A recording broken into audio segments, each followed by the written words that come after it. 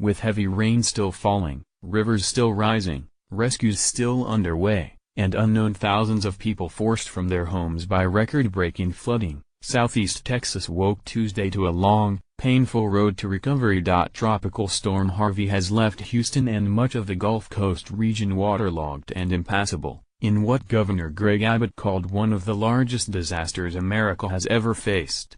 With roads underwater or washed out, and basic services like electricity and water knocked out, it will be weeks before some people can return home, and many of them still do not know if they will have homes to return to. Read more about the storm here. Here's the latest. Several more inches of rain will fall Tuesday in the Houston-Galveston area, the upper Texas coast and southwest Louisiana, the National Weather Service predicted. More than 40 inches have inundated parts of the Houston area since Thursday, and storm totals could exceed 50 inches there, and 20 inches in southern Louisiana. President Trump will visit Texas, arriving in Corpus Christi before traveling to Austin, the state capital. After moving offshore on Monday, the center of Harvey on Tuesday morning was about 115 miles south-southeast of Houston, over the warm waters of the Gulf of Mexico, with sustained winds of about 45 miles per hour. The Weather Service warned of a storm surge along the coast, with a possibility of life-threatening inundation, from rising water moving inland.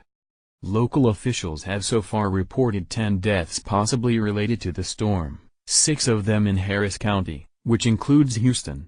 With several rivers in the region already well above their previous flood records, the continued rain and the controlled release of water from swollen reservoirs mean that flooding will not decrease significantly for days, and some streams will rise still higher Tuesday and Wednesday, according to the Weather Service. Tuesday marks the 6th consecutive day that Harvey, a slow-moving system that made landfall as a Category 4 hurricane, has pummeled southeast Texas, and the battering will continue into Thursday.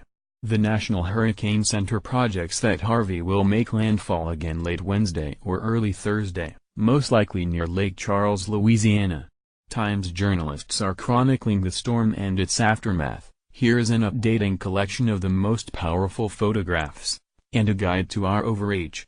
Alan Blinder and Sherry Fink looked at hospitals inundated by patients and water. And Jack Healy visited a San Antonio evacuation center where people were desperate for news from home. Follow the Times correspondents reporting on the story on Twitter: Manny Fernandez, Alan Blinder, Julie Turkwitz, Jack Healy, Dave Phillips, Annie Carrillo, Rick Rojas, Monica Davey, Richard Fawcett, Richard Perez Pena and Audra Birch. Are you in an affected area? If you are safe, and are able to, please share your photos and videos with us. And here is how to help. Mr. Trump will arrive in Corpus Christi on Tuesday for a briefing on relief efforts, and then head to Austin for a tour of an emergency operations center and a briefing with state leaders. During a news conference on Monday, Mr. Trump also pledged the federal government's full support to residents of Texas and Louisiana who are being battered by Harvey. For a divisive president buffeted by crises, the storm offers a rare emergency that he had no hand in creating, and a chance to demonstrate competence and act as a unifying force. Promising quick delivery of a multi-billion-dollar aid package to the storm's victims, the president said, "We are 100% with you." He promised rapid action on securing emergency funding to address the damage, saying he planned to move quickly, and he expected Congress to do so, as well. A levee on the Brazos River failed Tuesday morning near the community of Columbia Lakes, according to a message on Twitter from Brazoria County's Twitter account, threatening that area and nearby small towns. The breach affected an area, about 40 miles south-southwest of Houston, that was already under a mandatory evacuation order, but it was unknown how many people had defied the order and stayed behind. "There should be very few people left in the affected area," said Matt Sebesta, the Brazoria County judge, to KPRC, a Houston television station. A flood gauge upstream from the breach showed the Brazos was almost 10 feet above flood stage. The National Weather Service reported around 10 a.m. local time. Water rose to the top of an emergency spillway at a major flood control reservoir west of downtown Houston on Tuesday morning, threatening to add to flooding in the area. Levels at the Addicks Reservoir Dam read slightly more than 108 feet, the height at which water should overtop the spillway at the dam's northern end. But officials said observers had so far seen no sign of water going over the structure. "We do expect it to happen," said Mike Sterling, lead water manager for Army Corps of Engineers Southwest Division.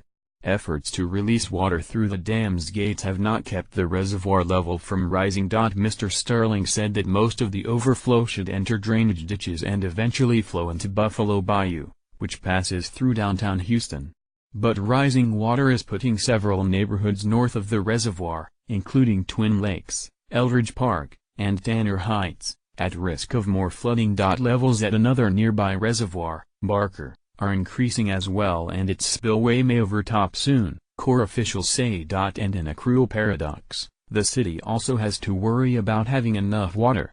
Houston's Northeast Water Purification Plant, one of 3 plants that supply water to the city, is flooded.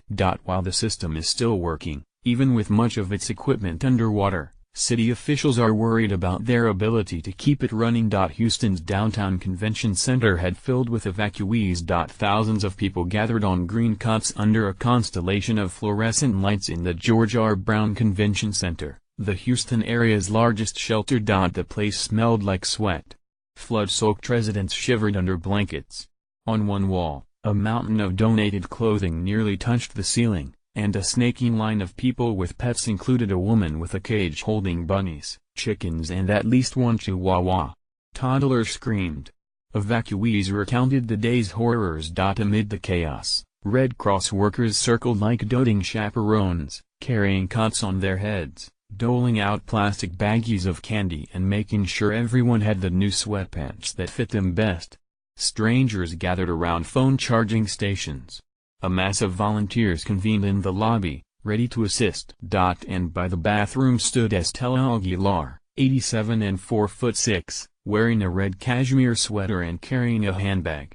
She'd arrived alone from her home in the city's 2nd Ward after learning that Buffalo Bayou threatened to flood her out. "I can't swim," she said, "never learned." Ms. Aguilar surveyed the scene. "Everything is special when you're in this predicament," she said, rubbing her heart and watching the volunteers. "I love it. You see people helping other people." Aurelius Valicilla, her husband Chad Stearns and their 6 school-age children bedded down for the night in the convention center, after rising floodwaters destroyed their home, their truck and virtually all their possessions. They woke Monday morning to find water had risen to the level of the mattresses they slept on. "We lost everything," said Ms. Valicilla, 38. "We don't know where we're going to go and what happens next," she said.